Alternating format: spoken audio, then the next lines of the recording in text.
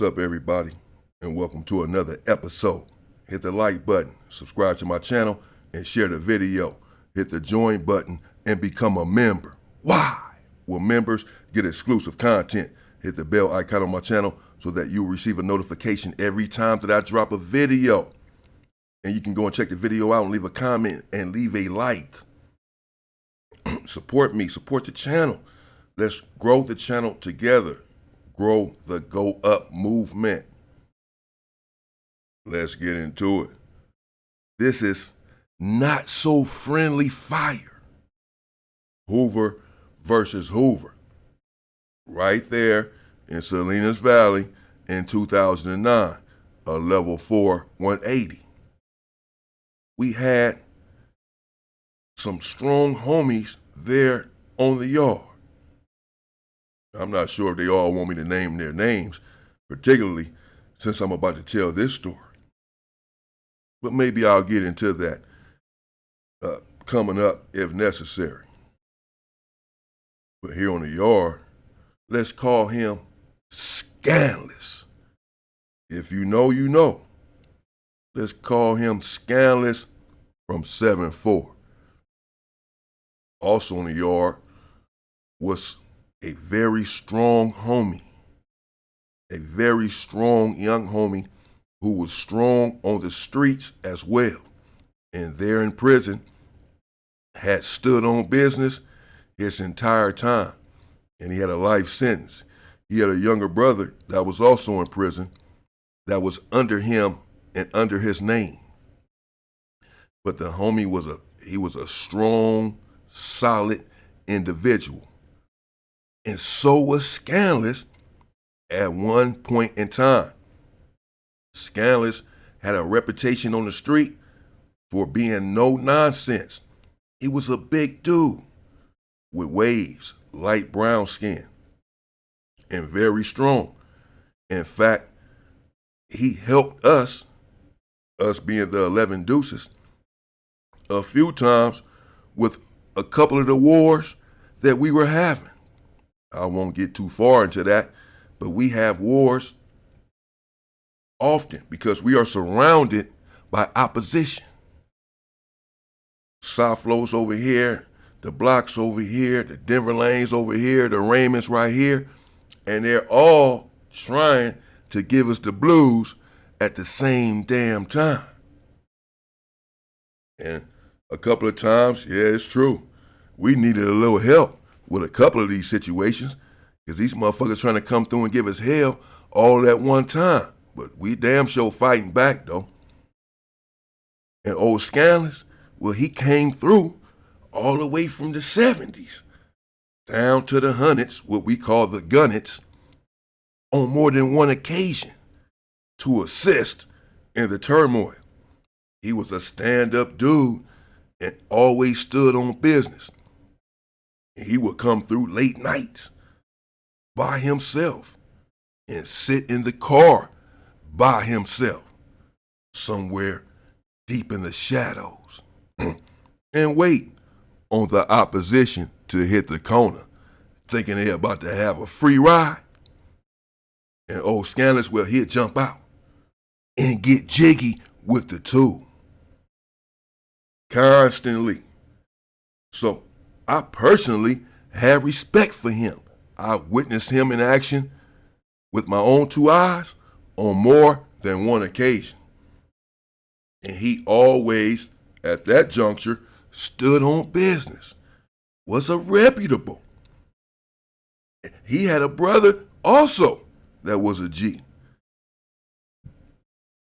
And then all of a sudden, well, Scandalist, he catches a case. Very serious charges.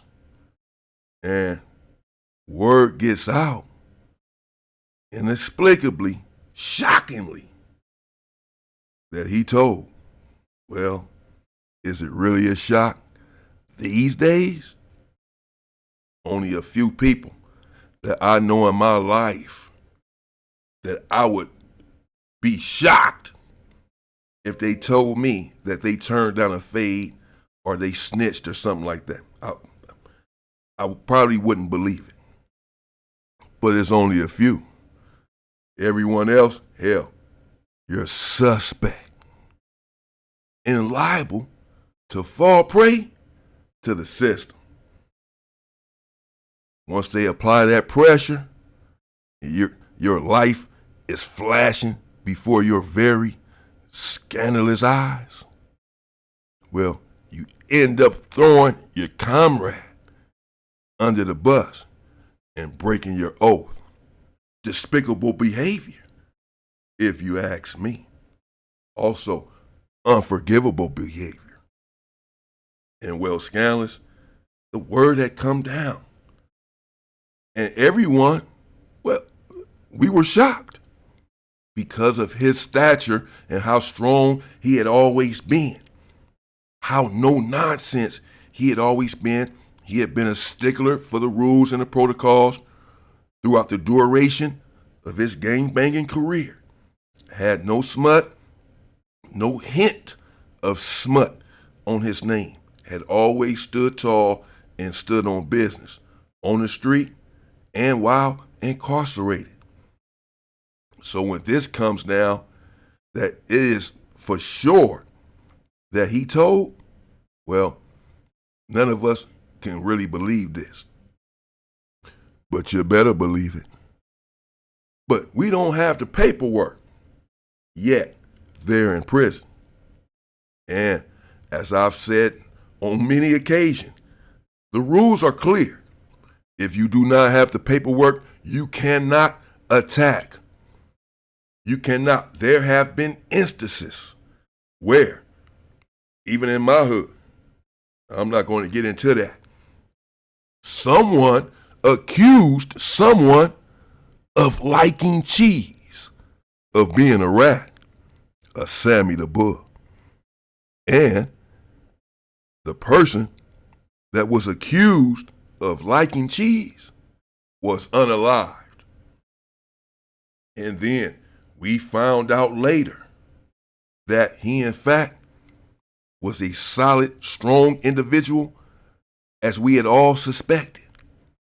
That, in fact, he did not like cheese. He had never snitched. The person who put this jacket on him had an ulterior motive.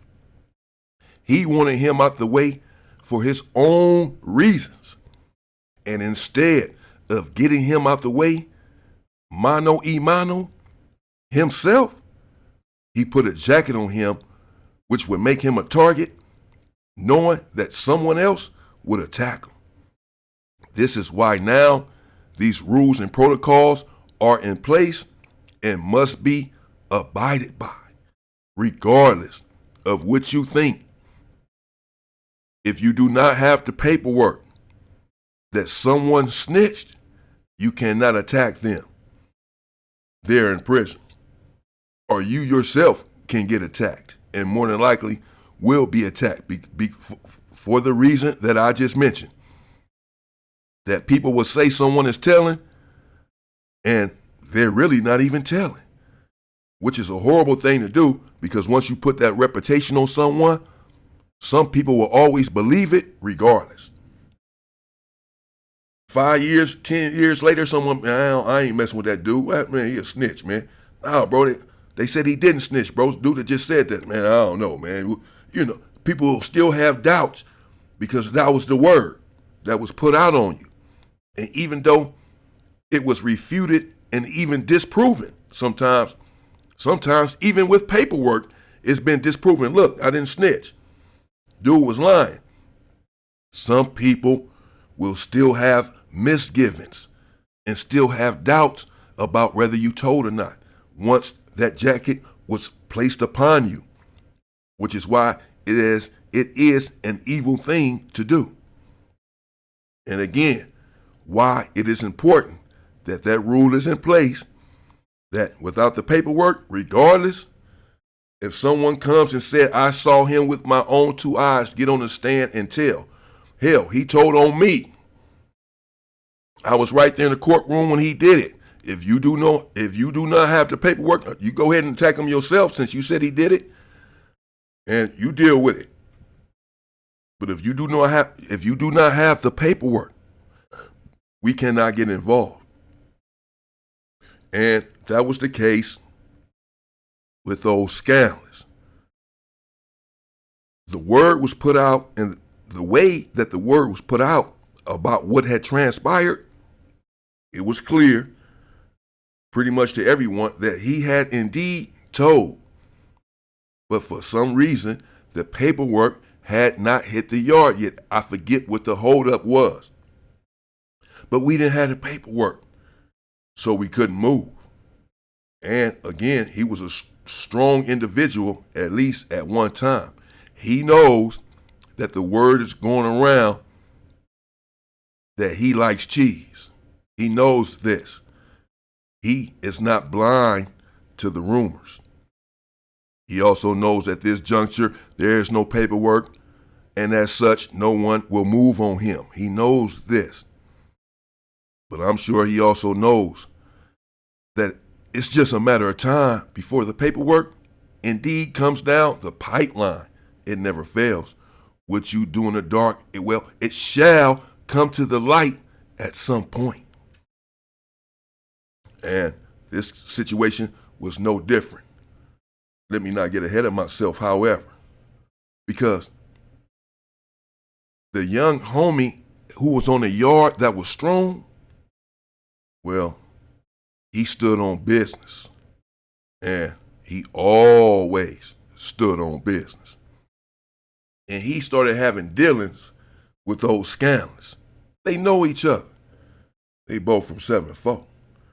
He also, of course, has heard the rumors that those scandalists, well, he's a part of the 5-0. He's one of them boys. One of them boys in blue. The Popo. So be careful. But we don't have the paperwork, and he understands this, and he's a stickler for the rules and the protocols.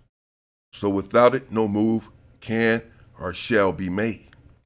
But they start having dealings over, let's call it, some substances that Scandalist has started bringing in.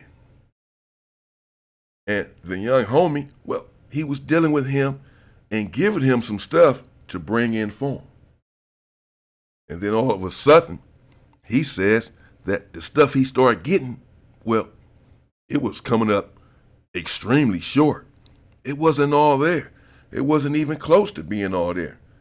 He said that this dude Scandalist was trying him, that he was trying to play him, that he must have thought somewhere that he had a sucker, even though he knew better, because again, they were comrades there on the street, and they both were stand-up individuals that stood on business and both had powerful reputations in the turf.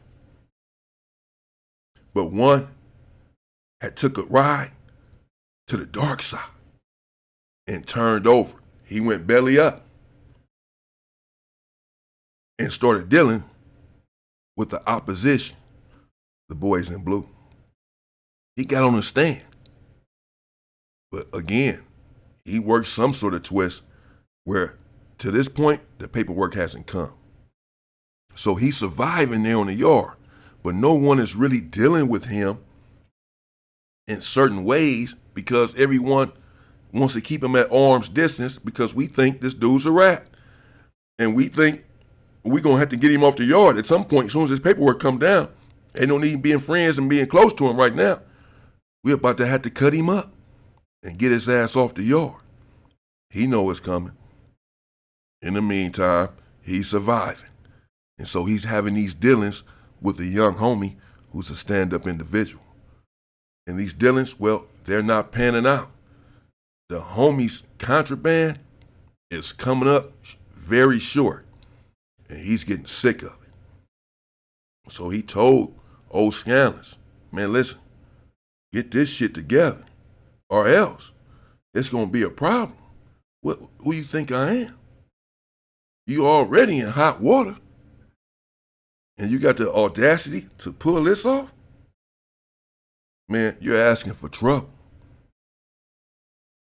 But old Scandalist, always prone to the salacious, always thinking that he's bigger and badder than everyone and is above reproach. Really? No. Well, he came back once again with something that did not add up. And well, that was it. The young homie decided it was time to send a message and make a move. And that's exactly what he did. And I'll bring you that in part 2. What ended up happening to Scandalist there in Salinas Valley. Some of you already know. And if I'm going to tell a story, I might as well let those who may not know.